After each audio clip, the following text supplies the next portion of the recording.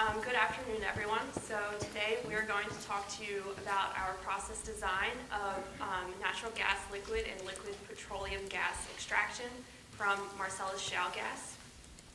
So first I'm going to give you a little bit of background about the Marcellus shale gas.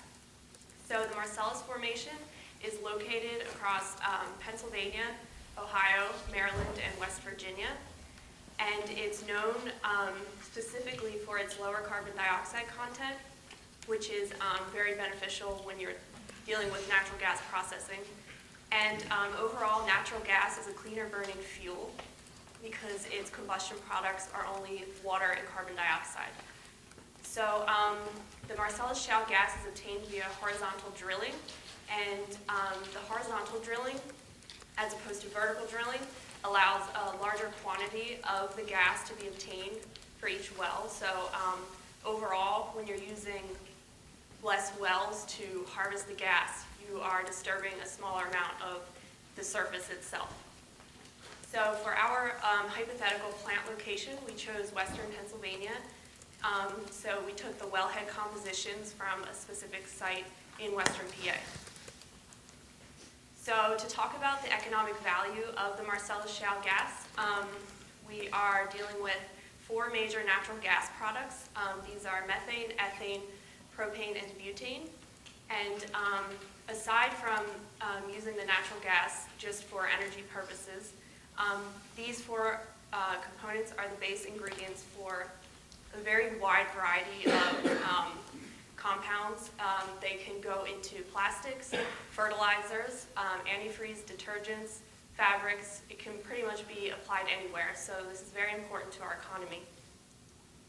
In 2014, Marcellus shale yielded about 16% of annual U.S. consumption of natural gas. And as you can see from this graph, the Marcellus efficiency is really reaching higher levels than other natural gas reserves across the United States. And this is also very important because it has better access to our Northeast markets.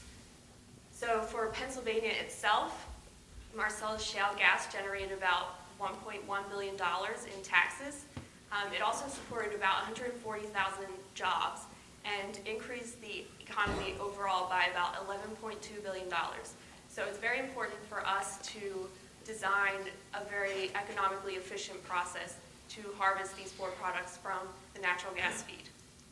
So now Freddie's going to talk to you about the overall flow diagram that we have designed. Thank you, Jocelyn. So as you guys can see here, this is the overall process diagram the process that we came up with in order to treat Marcellus shale gas. And it takes in about 6 million metric tons per year of Marcellus shale gas, and it's pretty much divided into 3 stages. Incoming feed will come in here. The first stage is the heavies removal columns, or the cold box. Essentially here we're taking high pressure Marcellus shale gas and dropping the pressure, essentially also dropping the temperature before sending it off to the heavy removals column, the distillation column. Second stage up here is the residue gas stage, and as you can see here, this is basically we're taking a high methane concentration feed, building the pressure back up before sending it back to the pipeline. Final stage here is distillation, and this is where we're taking all the heavier hydrocarbons from the shale gas in order to recover it for further distribution. So our main problem that we had to solve in designing this process involved our first distillation column, the heavies removal column.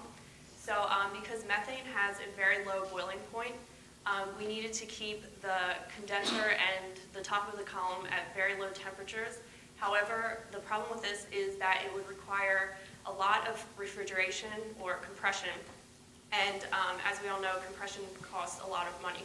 So in order to make this process economically feasible, we had to basically remove all the refrigeration and run it without doing that by removing the condenser.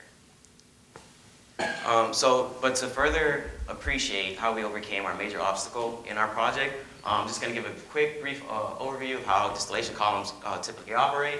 Here you can see the distillation column here has 1 feed stream coming in it. Our heavy removal column actually has 3, but here we have 1. So the blue arrows represent the liquid that's going to the bottom of the column. The red arrows represent the vapor that's rising to the top. Essentially, the separation is occurring when liquid is absorbing the heat, and that causes the vapor stream to partially condense, which causes separation. But as liquid reaches the bottom of the column, it'll be sent to a reboiler. Here, some of it will be partially vaporized. That will be sent back to the column and rise to the top, and whatever remains, a liquid, will be taken out. That's usually the heavier component of your stream that's going into the column. The vapor streams that rise to the top will be sent to a condenser. Here, some of it will be partially condensed, and whatever does condense will be sent back as reflux back to the column.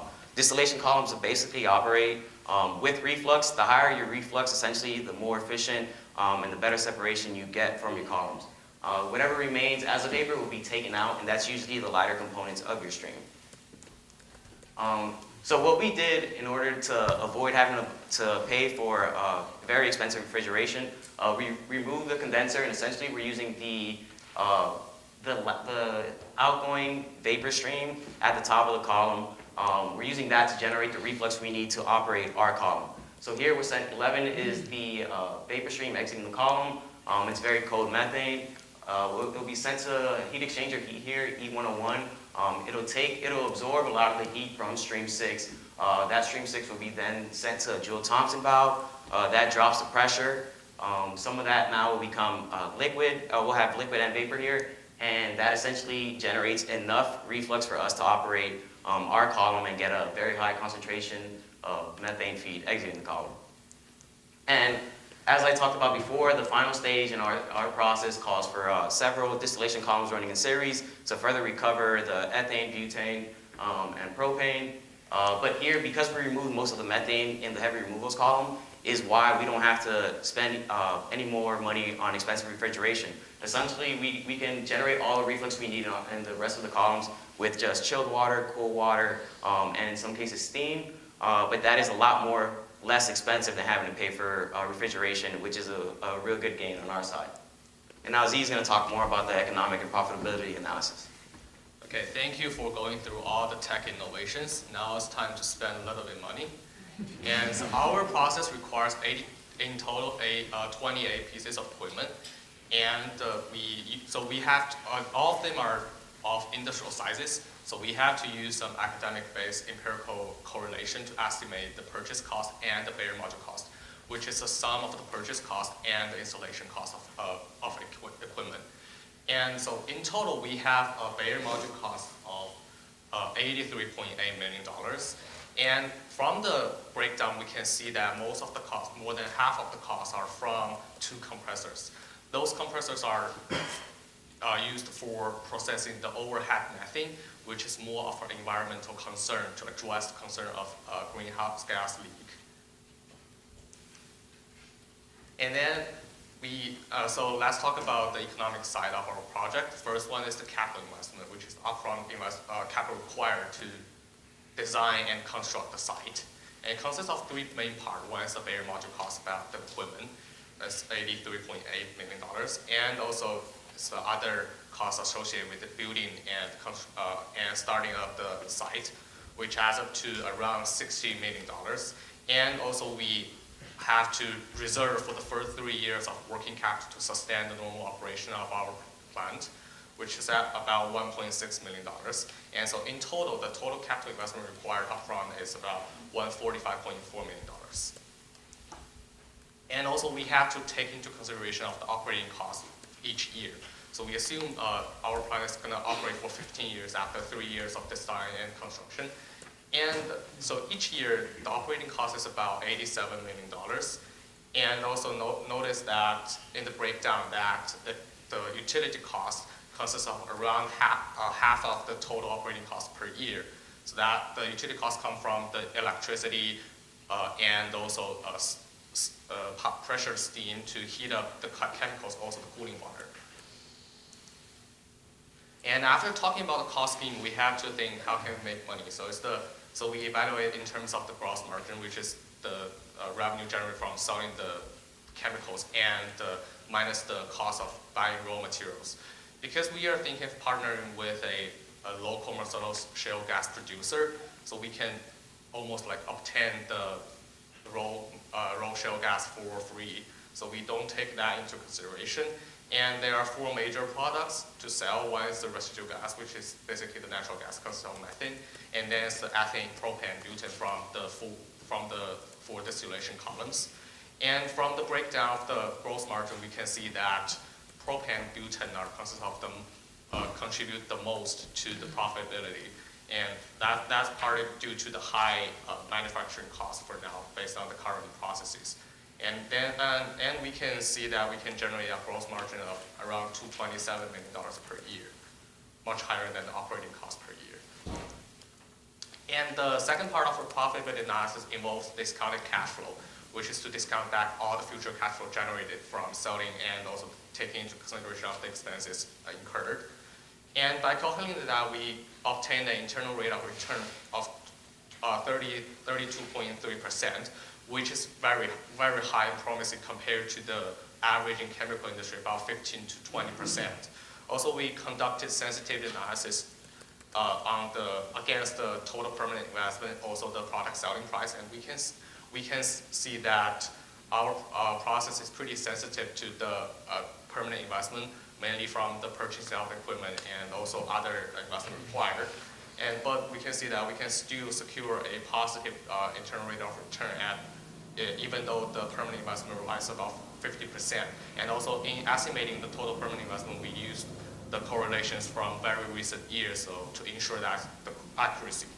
And also we can see that we are not that sensitive to the price of the chemicals. One of the main reasons is that our process is very flexible to deal with the fluctuation in prices.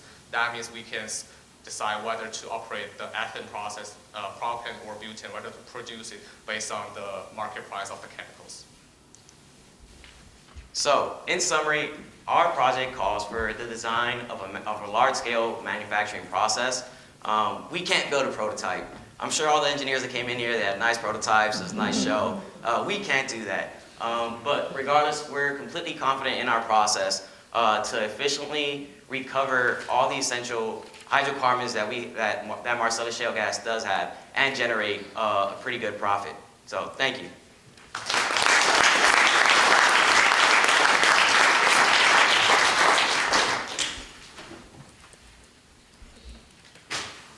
So a lot of the shale plays are fairly small volume initially. Did you take into account, pipeline costs, transportation costs from aggregating multiples for the size plant? Yeah, so that's the reason why in the choice of plant location, which is Western Pennsylvania, to minimize the cost associated with the transportation and also the pipeline cost. So as close as possible to the wellhead. You should come up with only 1.6 million working capital needs in the first 3 years, and assuming the plant won't be in production. It just seems so little compared to the cost of running the plant. Yeah, so the thing related to that is that the reserve for working capital is estimated for the first 3 years, and during that we use the estimation used by DuPont, which is assume the plant will go into like full capacity, about like 90% of the maximum capacity after 3 years. So in the first 3 years, they are in the like kind of building up stage. So in the first year, it's assumed to be arriving at a 50% production capacity, and then in the third year, it's about 75%. So that's one of the reasons of low working capital. Also, we use the discount rate of 15%, which is the financing cost of equity. So in that case, we also discount it back. So I think that means like a small amount of working capital required. In your IRR stress test, where you put that you had to flex up and down in the product prices, was that the gas processing margin, the difference between the NGLs and the methane, or was it just the value of the NGLs? That's the quote on the market price.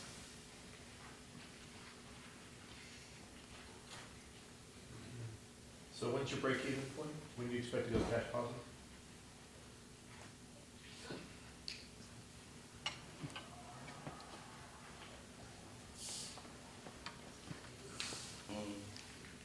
And that means, do you mean like?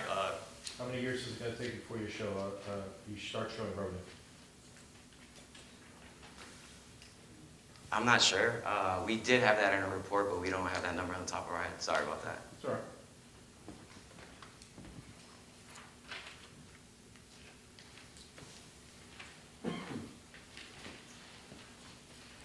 Well, thank you.